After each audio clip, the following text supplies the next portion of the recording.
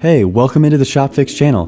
My name is William Andry, and I'm so glad that you could tune into this week's episode. Today, I want to go over some of the history of woodworking because I find it fascinating. From the first tools of the Stone Age to the more advanced technologies of the Egyptians, we have been advancing our woodworking skills throughout history.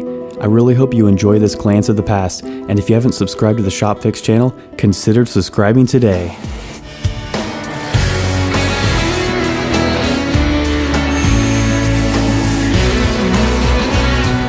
Shop Fix, for the love of woodworking. 8th century BC Gordian furniture is stylized in an abstract manner. Complex symmetry is utilized in inlaid patterns, 2 and 3 dimensional concepts can be transposed, and religious symbols can be incorporated into the inlaid designs, attesting to the abilities of the cabinet makers and the seriousness with which the woodworker's craft was regarded. Next are these handcrafted wooden window and door wings from the Turkish culture of the 13th century.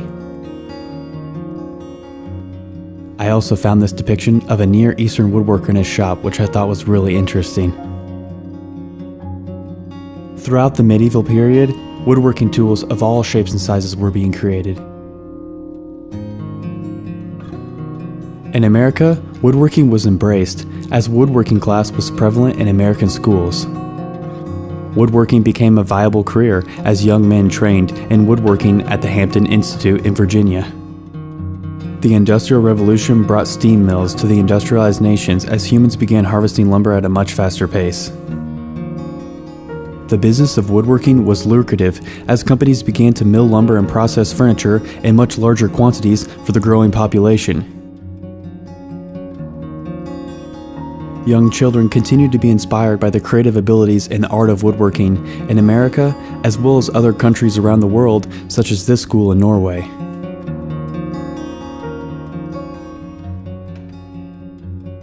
Water-powered sawmills such as this one from the 1920s made processing and milling large quantities of lumber a reality. From tree to board, machines like this one made furniture making and home building more accessible.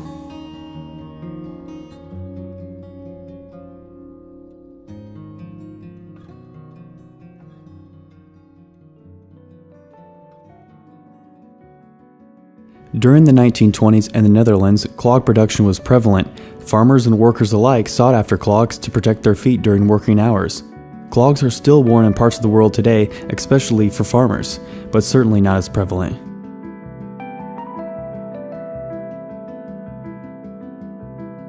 Clogs such as the ones crafted in this video are made completely by hand. And contrary to popular belief, it has been said that clogs are much more comfortable to wear than one would imagine.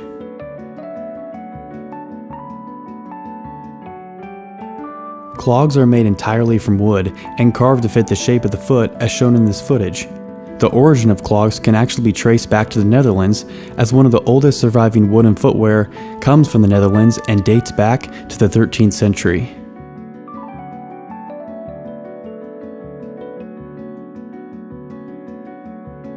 You can see these men loading up their newly crafted clogs onto the wooden wheelbarrow to go sell them on the clog market.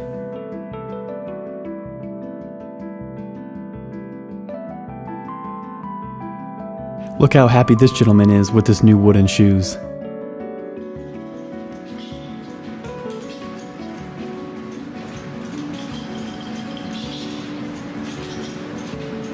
In the 1920s, the saw blade sharpening machine sharpened the circular saws in the Jacob Doring tool factory in Hagen, Germany. At first, it was driven by a transmission using water power, and later by an electric motor. The blade is hooked into the machine and then slowly rotated. The saw teeth touch the grinding wheel, and through its rotation, the saw is sharpened. This creates the grinding sounds. The sharpening machine is currently in the possession of the Technology Museum, Freudenberg, Germany, and is activated for demonstration purposes.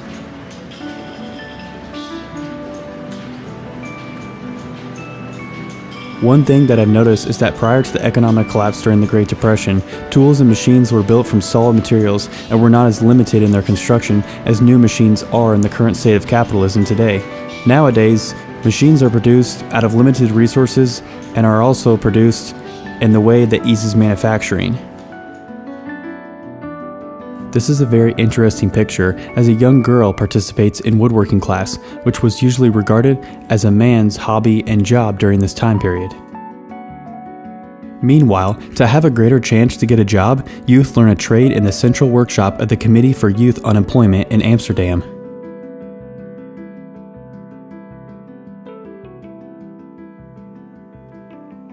In the Netherlands, young men produce wooden toys in a toy factory for the upcoming celebration of Santa Claus.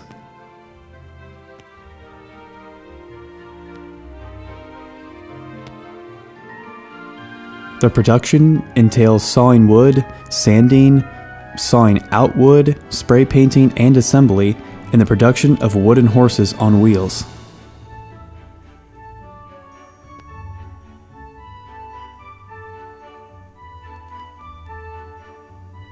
I really hope you have enjoyed this glance into the woodworking of the past. Coming up soon is real post-World War II footage where anti-invasion poles installed by the Germans are pulled out of the sand, transported, and then repurposed for furniture making.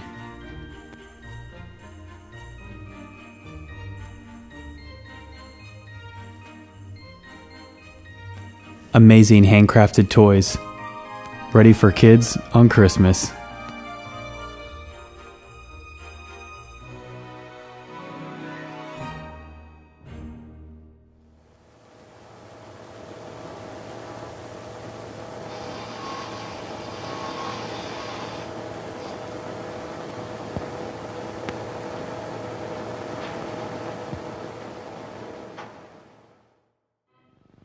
De anti-invasiepalen die door de Duitsers aan het Noordzeestrand zijn aangebracht, worden door kranen weer uit de grond getrokken. Met dit hout is nu nuttiger werk tot stand te brengen. After World War II was over, the anti-invasion structures erected had no purpose anymore. Here you can see the men disassembling the anti-invasion poles on the German beaches and hoisting them onto the vehicles to transport them to the German sawmills. Thousands of these logs were repurposed after World War II ended for furniture making. De palen worden naar houtzagerijen gebracht en tot planken gezaagd. Once the lumber reached the German sawmills, the logs could then be cleaned up and cut into thin planks.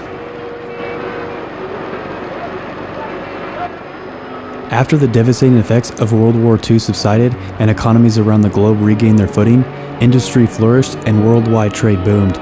Governments and their representatives oversaw industrial production in their nation and attempted to tap the global economy the best that they could. Further milling and flattening was required for fine furniture making.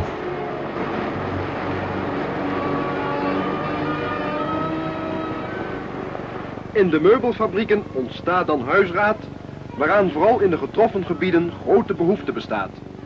Considering all that happened during World War II, it's actually fascinating how they were able to repurpose these logs and turn it into fine furniture.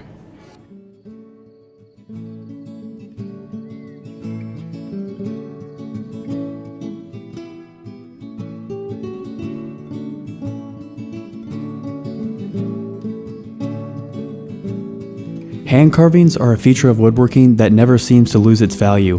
Where the Industrial Revolution disrupted the trade of woodworking, handcrafted goods and wood carvings will always have a place in society.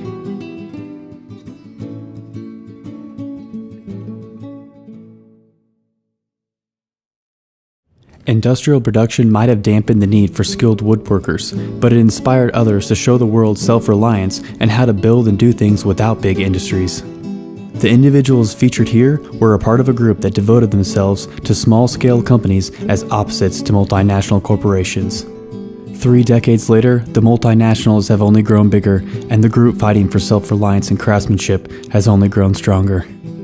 I don't know where the art of woodworking will go from here, but I do know that the skill of woodworking will be around so long as the trees are producing oxygen. Thanks for watching, and until next time, have fun with your shop fix.